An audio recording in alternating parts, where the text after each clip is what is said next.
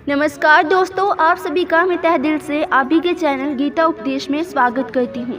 दोस्तों, आजकल के इस बदलते हुए ज़माने में आपके मन में ये प्रश्न ज़रूर ही आया होगा, क्या व्यक्ति को इंटरकास्ट मैरिज यानी दूसरी जाति में शादी करनी चाहिए या नहीं। तो इस प्रश्न के उत्तर में श्रीमद् भागवत गीता में श्री कृष्ण कहते हैं, वर्ण जिसे हम जाति भी कहते हैं, जाति का बंटवारा मैंने ही किया है। मैंने ही सभी मनुष्यों को उनके कर्म और गुणों के आधार पर उनके जातियों में बांटा है, जैसे ब्राह्मण, क्षत्रिय, वैश्य और शूद्र।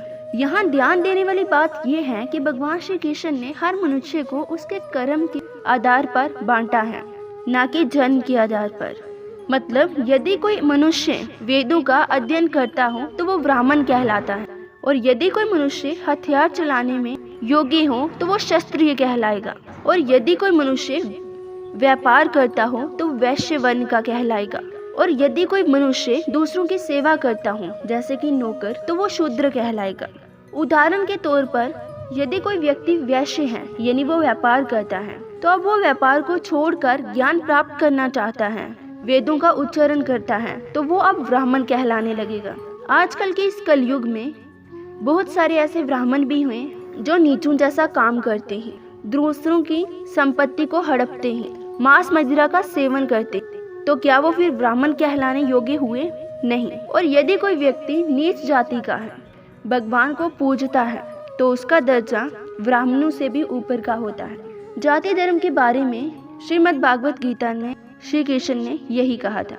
परंतु जहाँ पर बात आती है इंटरकास्ट मैरिज की, तो वहाँ श्री कृष्ण कहते हैं कि दूसरी जाति में विवाह करने से वर्ण संकर की उत्पत्ति होती है। यानी जब दो व्यक्ति अलग अलग जाति के आपस में शादी कर लेते हैं, तो जो उनकी संतान होती है उसका कोई जाति धर्म नहीं होता, वो वर्ण संकर कहलाती है। और यदि इस प्रकार समाज में हर कोई करने लगा, भारत देश जो कि सनातन धर्म का देश था, वो वर्ण संकर में बदल जाएगा। लोगों को अपनी जाति ही पता नहीं होगी, तो वो पिंडदान अथवा बाकी के धार्मिक कार्य कैसे करेंगे। फिर भी अगर दोस्तों आप किसी से प्यार करते हैं और उससे शादी करना चाहते हैं, उसके लिए आप अपने माँ बाप का दिल दुखाते हैं और इंटरकास्ट मैरिज कर भी लेते हैं, तो आप कितनी देर तक सुखी रहेंगे। श्रीमद् भागवत गीता में श्री कृष्ण कहते हैं कि प्यार वो नहीं होता जिसके मिलने पर खुशी हो, प्यार वो होता है जिसकी खुशी में खुशी हो। प्रेम तब तक प्रेम रह जाता है जब तक दूसरों को सुख पहुंचे, और जब आपके प्रेम को आपके माँ बाप, आपके परिवार को तकलीफ होने लगे, तो वो प्रेम नहीं, वो स्वार्थ कहलाता है।